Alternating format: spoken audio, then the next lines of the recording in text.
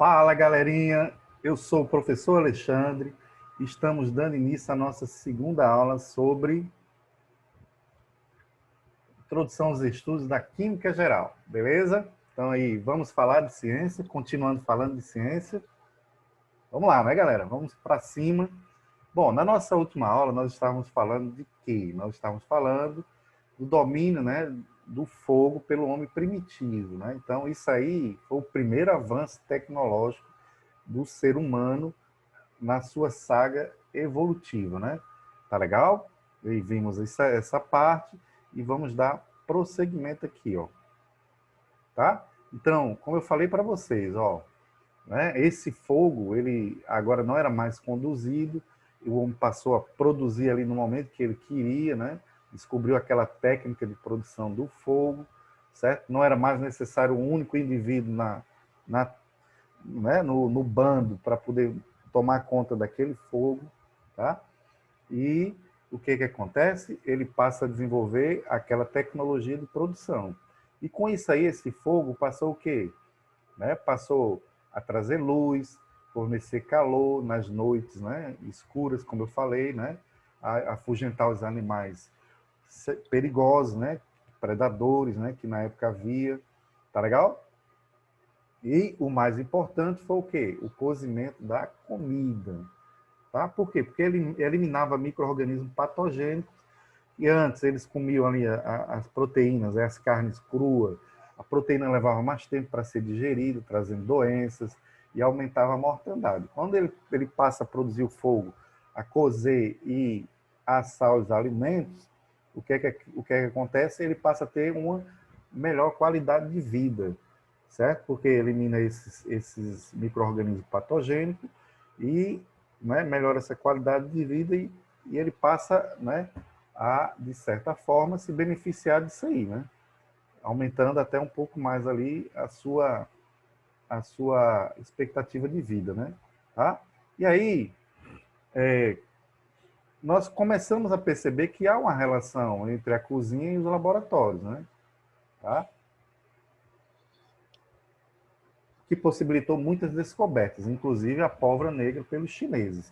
Agora, para chegar até aqui, ó, tem um cânion de temporal, né? De distância aí temporal, né? Então, o homem deixou de ser primitivo, deixou de ser coletor e nômade, certo? Ele passa o quê? A fixar terreno. Quando passa a fixar terreno, surge aí o sentido e o conceito de propriedade, né? Ele passa a delimitar, cercar a propriedade, necessitando de quê? Né? De fazer uso da agricultura, conhecer plantas, né? Características e propriedades de plantas e vegetais, domesticar os animais, para isso ele tem que conhecer materiais para produzir ferramentas. Então veja que é uma coisa, né? Para chegar até aqui essa relação cozinha-laboratório, até porque o nômade não tinha cozinha, né? De modo geral, né? Certo?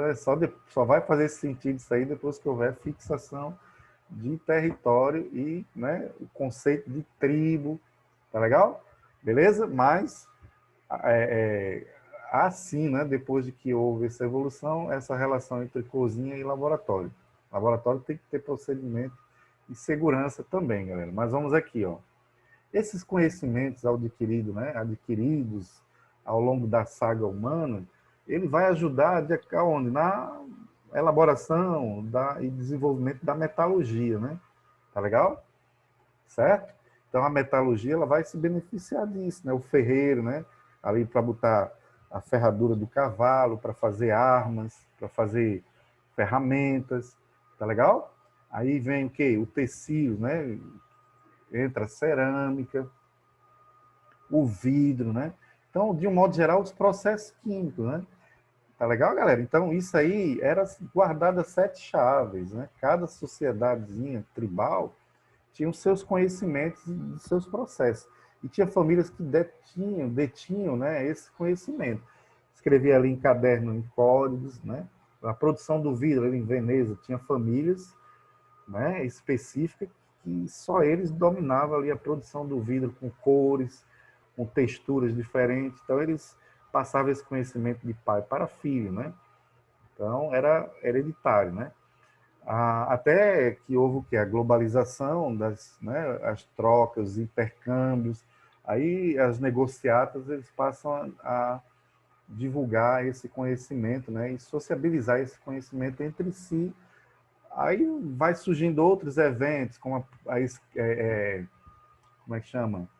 A máquina de Gutenberg, né, que é o quê? Que possibilita o quê? A impressão, né? E aí você vai poder produzir livros. Então, tudo está interconectado, né? Tá legal, pessoal? Mas vamos aqui. Então, ele estava falando de processos químicos, né? De evolução.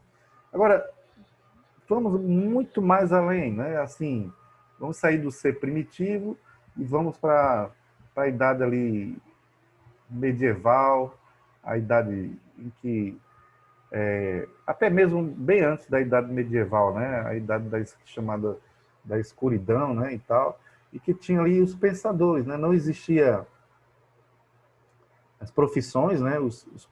De cada área existiam os pensadores. O filósofo era o matemático, era o físico, era o químico da época, né? Tá? Então, o primeiro deles aí que nós temos que considerar é o Tales de Mileto. Então, eu trago aqui essas raízes históricas para que nós possamos entender as ciências, né, a vertente, né, de onde foi que a química começou a caminhar, né? Então, o Tales, é só uma apanhada histórica, não vou cobrar isso em prova e nada não. Então, o Tales de Mileto, ele dizia o seguinte: tudo que tem no nosso planeta, no universo, ele deriva de onde? Deriva do elemento água. Porque a água é vida, então tudo vem da água. Então, ele passa a observar e percebe que todo material, mesmo que minimamente, ele tem água. Então, ele achava que essa água aqui, né, fazia com que as coisas pudessem existir. Então, isso aí, 624 a 548 a.C. Aí vem Anaximenes, de Mileto também, ele já disse, não é da água, é do ar. Tá? Tudo provém do ar e retorna ao ar. Né? Então, esse era um pensamento, um outro pensamento, tá? De um outro pensador. Para eles era válido. Né? E nesse contexto entrou o quê? O Xenofon e o Colofon. Parece nome de inseticida, né? Mas é por aí.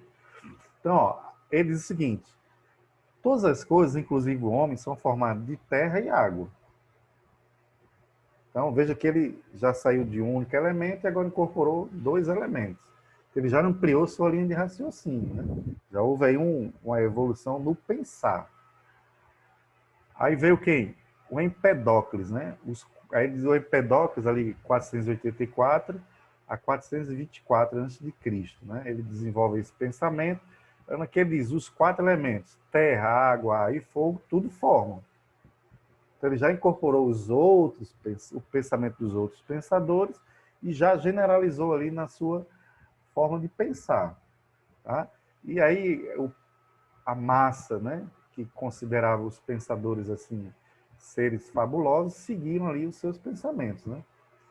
Então, durante algum tempo, isso aí ficou sendo válido. Aí vem agora quem? Chegamos aí ó, o ser humano, desde a antiguidade, questionou-se, né, sobre de que é feito o mundo em que vive, né? Então, os pensadores é que faziam isso, né? Tá legal? Aí chegamos agora ao século V a.C., tá? Justamente falando sobre o Empedócles, né? Que ele imaginou que toda a matéria era formada de quatro elementos. E aí ele criou essa tabelinha aqui, ó, que se interrelacionavam, né? Então, uma coisa que era formada por fogo e ar era o seco. Então, ele não tinha feito essa relação ainda, ele só disse que as, esses componentes aqui, eles se intercalavam, né? Estavam associados na produção de alguma coisa. Fogo e ar produzia alguma coisa, água e ar produzia alguma coisa, água e terra produzia alguma coisa. Então, era a maneira em que ele via naquela época. Houve uma evolução disso aí? Vamos ver. Tá? Aí, ó, 400 a.C., tá? Século V ainda, entra aí os dois filósofos aí, Demócrito e Leucipo, né? Tá? Então, é que ele dizia assim, ó, Os filósofos gregos Demócrito e Leucipo propuseram que toda matéria era constituída por pequenas partículas indivisíveis denominadas átomo, tá? Então, a palavra átomo quer dizer indivisível, tá legal? Então, eles pensaram o seguinte, ó, eles fizeram a seguinte analogia, eles olharam, por exemplo, eles viam, por exemplo, a praia, a areia, né? A areia da praia. Quando ele olhava assim, a praia ela tinha uma uniformidade, né? Certo? Aquele tapetão de areia, mas quando ele se aproximava, que pegava naquilo ali caía, se desfazia entre os dedos na forma de grãos. Mas, os grãos eles se juntam formando o todo. Então eles acharam, fizeram essa analogia, né? Então, eles, então se eu pegar uma pedra e começar a quebrar, eu vou quebrar até chegar a uma partícula mínima que eu não conseguirei mais quebrar. E essa partícula é indivisível, cuja palavra é átomo, tá? Então passamos a conhecer que átomo significa indivisível, aquilo que é indivisível. Beleza? Dando prosseguimento, aqui ó, a figurinha aqui, ó, ele pegar a pedrinha, sair quebrando, chegar numa situação que não consegue mais quebrar, então seria o quê? Seria o átomo. Então aí, ele atribuía aos átomos a qualidade de ser eternos, imutáveis e indivisíveis. Então, para o pensamento dessa época, né, o átomo era o quê? Pequenas partículas eternas, imutáveis e indivisíveis. Olha aqui a questão da areia que eu falei, ó, o tapetão, né? Tá? No entanto, as ideias de Demócrito sobre a matéria não foram aceitas pelos filósofos de seu tempo e foram o quê? Esquecidas, né? Ficaram ali esquecidas por mais de 2.200 anos, galera, até voltar a ser debate e ser aceito, né? Mas vamos aqui, ó. O que foi que aconteceu?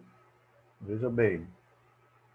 350 a.C., Aristóteles, aí já é um outro pensador, aprimorou a ideia dos 4 elementos associando a cada um deles qualidades opostas. Ele pegou aquela tabela de Empedócles e aprimorou, tá aqui, ó. A junção entre o ar e o fogo gerava o que era quente. Entre o fogo e a terra, o que era seco. Ao se relacionar terra e água, formava o quê? O que era frio. Ao a água se relacionar com o ar, gerava o que era úmido. Tá? Então veja que aí já houve um grande salto, tá, do pensamento dos filósofos sobre a matéria. Cada um deles podiam transformar-se, né, de acordo com essa tabela, em outros, pela adição ou remoção da qualidade que possui. Tá legal?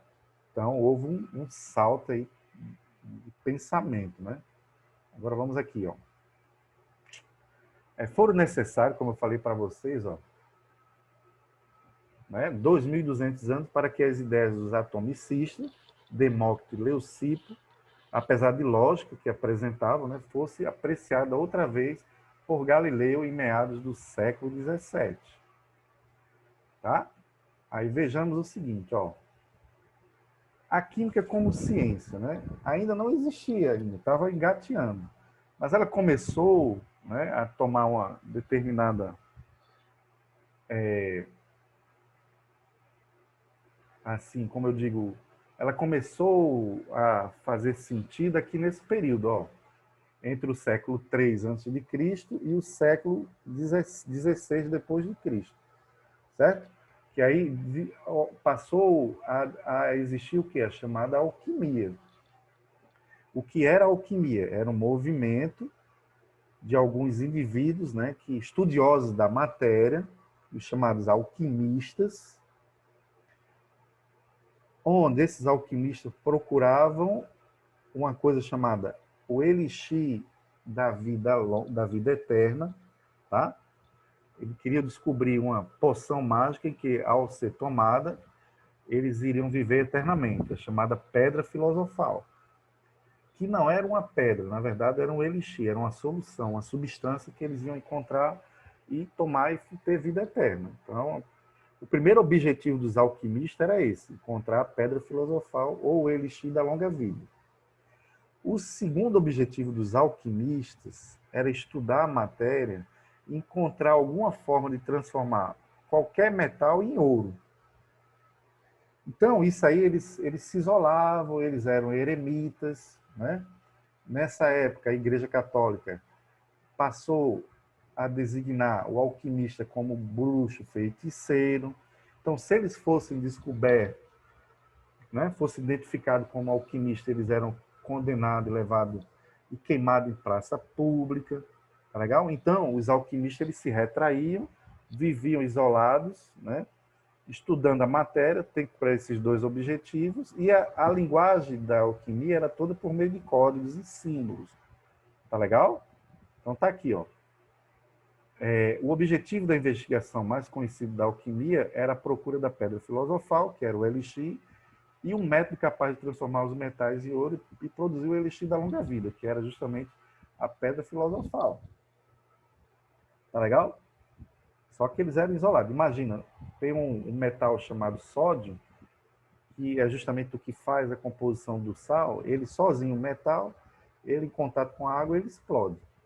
Sabendo disso, o alquimista que vivia isolado, quando ele queria conseguir alimento, ele descia numa aldeia e esse conhecimento ele trazia com ele e mostrava para aquele povo, né, que não entendia nada, não sabia, não conhecia a matéria. Por exemplo, chegava numa aldeia, uma cacimba grande, ele jogasse uma pedra de sódio lá dentro, ela explodia. Então, para aquele povo, aquilo ali era feitiçaria, era bruxaria. E aí trazia comida para eles, ajudava e tal. E eles, ó, picavam a mula para não serem condenados pela Igreja Católica. Então, a Igreja Católica, que puxando um adendo, né, ela teve uma participação muito profunda ali no período da alquimia, né, e na participação da elite, né, dos reinos, dos reinados, do poder, né? Então a alquimia, a Igreja Católica sempre se fez presente, tá? Então nós vamos encerrar aqui nossa segunda aula. Na próxima nós continuaremos a partir daqui. Tranquilo? Espero que tenha sido o mais claro possível. Anote as dúvidas e estamos aí, né? Fui. Um beijo, um forte abraço e até a próxima. Fica aí na paz do nosso Criador e se cuidem.